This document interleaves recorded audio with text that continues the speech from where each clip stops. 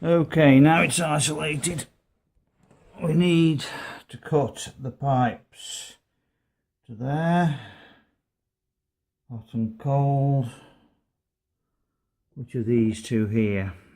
Now I've measured the new unit and I think what we need to cut is approximately 16 inches from the floor. As you can see, I've measured and put a black mark on. That's basically where we're going to cut. I'm going to try and cut about 1/4 of an inch below that. I don't think it really matters, but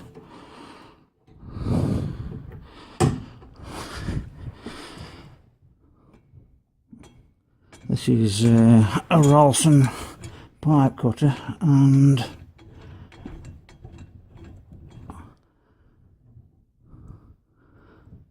I find it quite good. Oops. Drop of water. Yeah, sorry, I was saying the story being that we came in one day and the kitchen lounge was flooded. Well, not flooded, squelchy, you know. What happened was that after 20 years the bloody drain from this sink, it just basically push on joint, it just fell apart. My lady washed her hair. Of course, all the water went from the sink straight down about 12 inches below as the ceiling, plasterboard ceiling. The water just run across the ceiling straight through the bloody light fitting into the tile kitchen, flooded the kitchen and into the lounge. Hence the reason we got new carpets down there. Anyway, that's that cut. It's blue.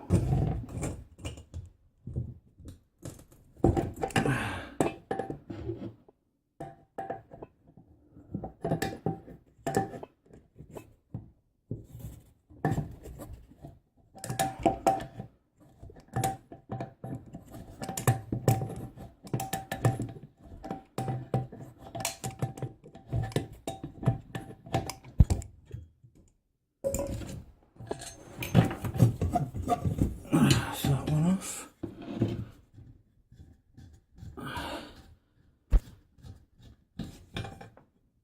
And that's that one off.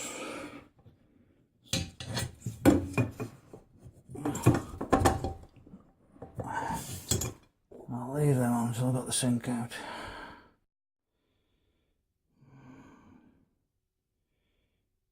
Right. I think we can safely say we're past the point of no return. So I actually needed 3 isolators, 2 at the moment anyway, 2 for the hot and the cold water up to the sink and 1 for the feed to the toilet. Well, so far so good. Turn both the valve on to the hot water and also the mains hot, our mains cold. And now let's just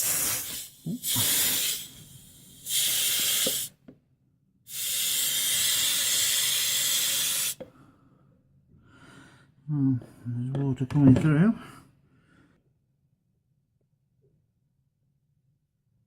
That's the cold isolator. That's the hot isolator. As you can see, both are holding fine. I bought these from Tool Station, by the way. They're a lot cheaper than Screwfix and they're a lot cheaper than the local plumbers merchants. So I thought, well, I've used them before and they've been okay. Try them again.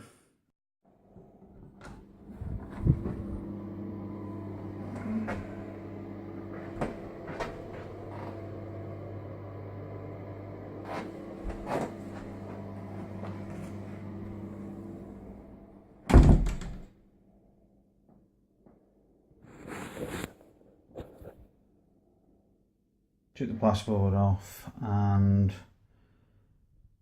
cut through the screws at the bottom, well, the nails at the bottom, and I plumbed it up and put a couple of screws in to make it level.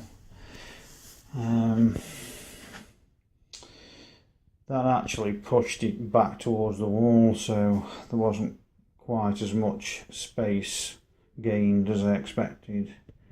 What I've started to do is I've just put this piece of old pallet wood in, actually, to get myself a line, because it's going to be quite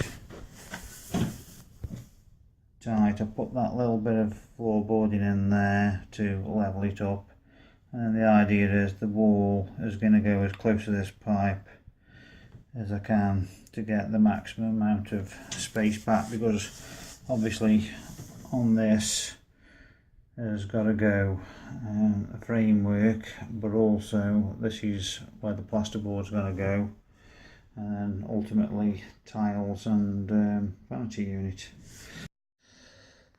This is mock-up of what I've done, and with the vanity unit and the toilet roughly in place. So far I put this framework in, 2 uprights, cross member, and then 18mm plywood put in with pocket hole screws. And the other thing that I've done is replaced the bath waste pipe. It was grey, and I replaced it yesterday with white solvent type pipe and ends.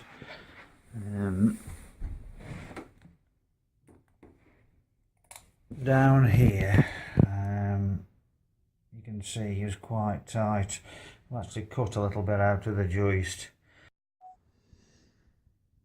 Right, next stage is mounting the toilet cistern. Right, I've mounted the bracket on the wall, made sure it was level, or as best I can get. Put in the float valve on the left and the main flushing valve in the middle. So I've pinched up the flexi hose connection onto there. There's a rubber flat washer against the plastic. I've only nipped it up, not a lot.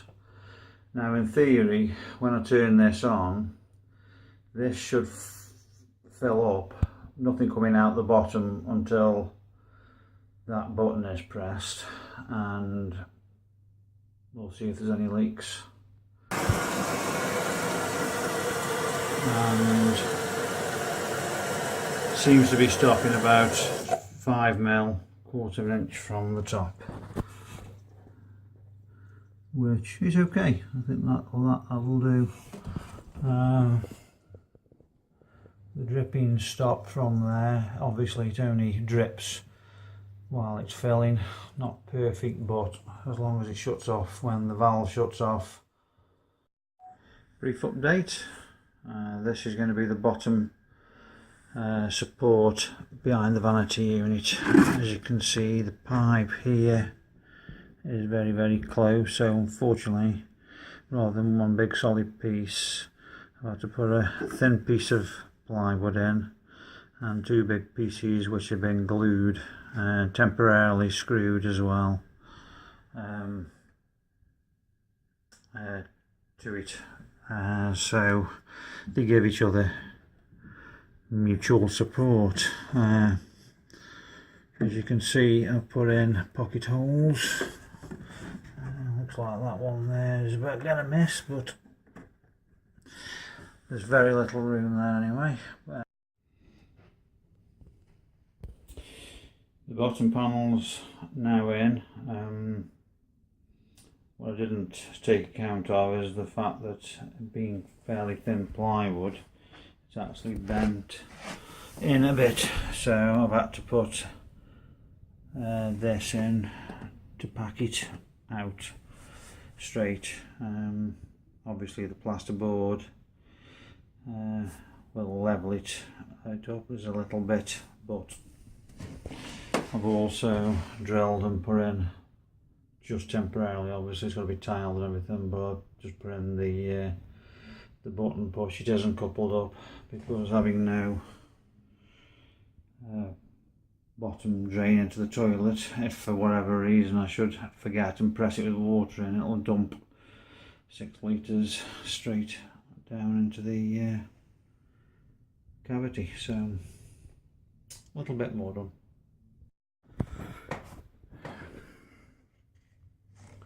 Next step is the niche. I've put little backstops on bottom and the top to prevent the back tile from falling through. I've also cut out, you can't see it very well, but the end of the plywood so that the LED light will be sunken down so it won't interfere with the back tile. Moving on to the vanity unit, starting to plumb up the hot and cold.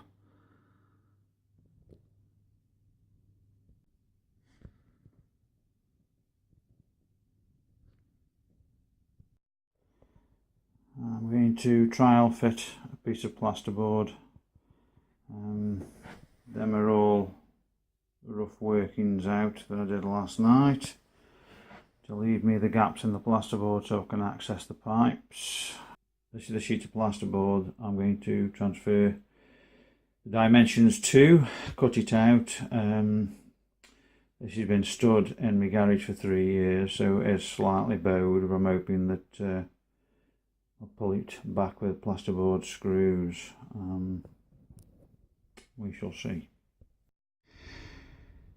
That's it roughly in place. I have deliberately left a gap at the bottom so that any water, whatever that gets on the vinyl floor, won't soak up into the plasterboard.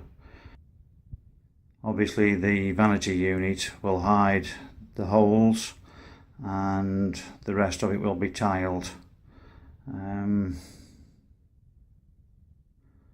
Not too bad, really, not too bad.